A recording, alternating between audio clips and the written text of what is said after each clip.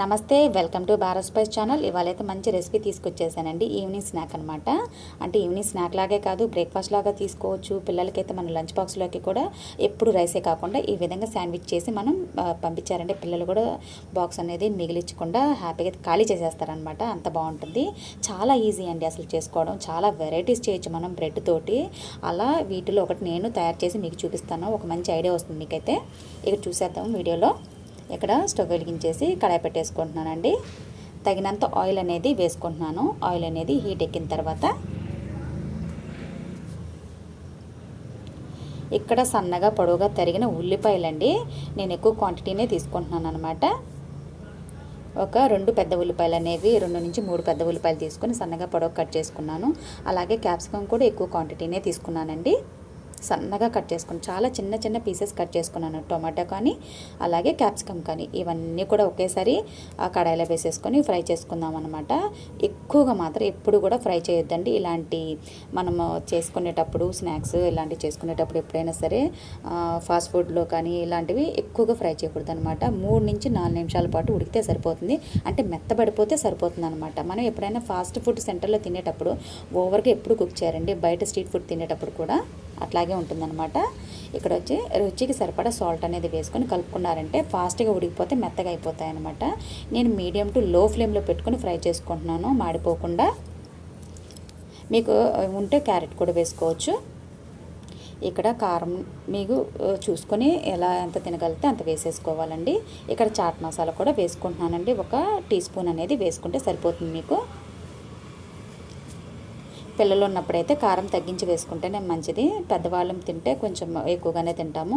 ఇక్కడ మీకు ఇష్టమైతేనే వేసుకోండి. బ్లాక్ సాల్ట్ కూడా నేను 1 అర టీ స్పూన్ అనేది వేసుకుంటున్నాను అనమాట. మీకు వద్దు అంటే స్కిప్ చేసేయచ్చు. ఇవన్నీ కూడా కలిపేసుకుందాం. పచ్చివాసన అనేది పోతుంది. ఇక్కడ సిమ్లో పెట్టేసుకున్నానండి. నాకు ఆల్మోస్ట్ అవి ఏంటంటే మెత్తగా ఉడికిపోయినాయి అనమాట. జస్ట్ ఒక 3 to 4 మినిట్స్ అండి. ఎక్కువ ఉడికించుకోకూడదు. కొంచెం పచ్చిగా ఉంటేనే విటమిన్స్ అన్నీ కూడా అందులో ఉంటాయన్నమాట. క్యాప్సికమ్ అయితే మా పాప అస్సలు తిందనమాట. ఇలా చేస్తే మాత్రం సూపర్గా తినేస్తుంది. ఇక్కడ టొమాటో సాస్ చాలా అంటే చాలా ఇంపార్టెంట్ అనమాట. టొమాటో సాస్ వేసుకుంటేనే చాలా బాగుంటుంది ఇలాంటి వాటికి. మంచిగా కలిపేసుకున్నారంటే కొంచెం జ్యూసీగా అలా వచ్చేస్తుంది అనమాట మనకి ఆ మిశ్రమం అంతా కూడా.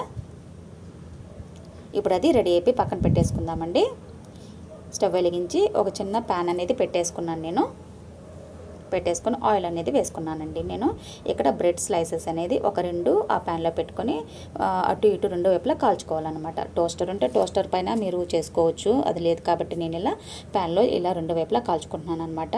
నెయ్యి లేకపోతే నెయ్యి అయినా నూనె అయినా వాడుకోవచ్చు. లేదా బటర్ ఉంటే బటర్ అయినా వాడుకోవచ్చు. వెనపోసి ఉంటుంది కదా మనం మజ్జిగ చిలికిన తర్వాత, అదైనా కూడా మీరు వాడుకోవచ్చు అండి. నేనైతే ఇక్కడ నూనె అనేది వాడుకుంటున్నాను అనమాట. 2 వైపులా అలా రెడ్గా ఇలాగ లైట్గా కలర్ చేంజ్ అయ్యేంత వరకు కాల్చుకొని అలా పక్కన తీసి పెట్టేసుకున్నాను అనమాట. ఇలా కాల్చుకున్నవి అయితేనే కొంచెం బాగుంటుంది. మా పాప కూడా కాలిస్తేనే ఇష్టము. ఒకసారి డైరెక్ట్గా పచ్చిదాని మీదే స్టఫింగ్ పెట్టేస్తాను. కానీ ఇలా కాల్చితే టేస్ట్ అనేది బాగుంటుంది అనమాట. ఇప్పుడు బ్రెడ్లు అనేవి మీకు ఎన్ని కావాలో అన్నీ కాల్చుకోండి. ఆ తర్వాత మైనస్ తీసుకుంటున్నానండి. మీకు నచ్చిన మైనస్ తీసుకొని ఇలా స్ప్రెడ్ చేసుకోవాలన్నమాట మనం. మా పిల్లకాయలు అయితే ఇద్దరు రచ్చ చేసేసినారు దాన్ని. కొంచెం గట్టిగా ఉంటుంది. అది చూడ పలచగా అయిపోయింది. ఫ్రిడ్జ్లో ఉండాల్సింది బయట ఉండాల్సింది ఫ్రిడ్జ్లో పడేస్తారనమాట. నేను వెతికేలేక ఫ్రిడ్జ్లో లేదు, ఎక్కడ కింద పడేస్తున్నారు. ఎప్పుడు పడేస్తున్నారు ఏంటో తీసేసరికి కొంచెం పలచగా అలా ఉంది. ఆ మైనస్ అనేది ఇలా బ్రెడ్ పైన మంచిగా మనం అప్లై చేసుకోవాలన్నమాట. చాలా బాగుంటుందండి మైనస్ వేసుకోవడం వల్ల ఇలాంటి వాటికి. మా పాపకి అయితే మరీ ఇష్టం. అసలు ఎంత తింటుందో పాప. అంటే తింటాను లిమిట్గా, నేనైతే ఇస్తానులేండి, మరి ఎక్కువ ఇవ్వను. ఇలా మనం ఇందాక స్టఫింగ్ చేసి పెట్టుకున్నాం కదండి, క్యాప్సికమ్ అవన్నీ వెజిటేబుల్స్తో మనం స్టఫింగ్ చేసుకున్నాం కదా, అదంతా కూడా పైన మీకు కావాల్సినంత చక్కగా స్ప్రెడ్ చేసుకోవచ్చు అనమాట. మైనస్ అనేది చాలా బాగుంటుంది. పైన మీరు కావాలంటే టొమాటో సాస్ కూడా ఇప్పుడైతే వేసుకోవచ్చు అనమాట. మధ్యలో మీకు కావాల్సినంత స్టఫింగ్ అనేది ఆ విధంగా ఆ కూరగాయ ముక్కలన్నీ మనం ఫ్రై చేసుకొని పెట్టేసుకోవాలి. చాలా హెల్దీ అనమాట చెప్పాలంటే. ఎందుకంటే బ్రెడ్ అనేది ఏదైనా తీసుకోవచ్చు. మీరు బ్రౌన్ బ్రెడ్ కానీ మల్టీగ్రెయిన్ బ్రెడ్ కానీ తీసుకోవచ్చు అండి. ఇక్కడ నేను వైట్ బ్రెడే తీసుకొని ఫ్రై చేసుకున్నాను. ఒకసారి అన్ని రకాలు వాడతాను నేను. చూసారా, మంచిగా స్ప్రెడ్ చేసేసుకున్నాను.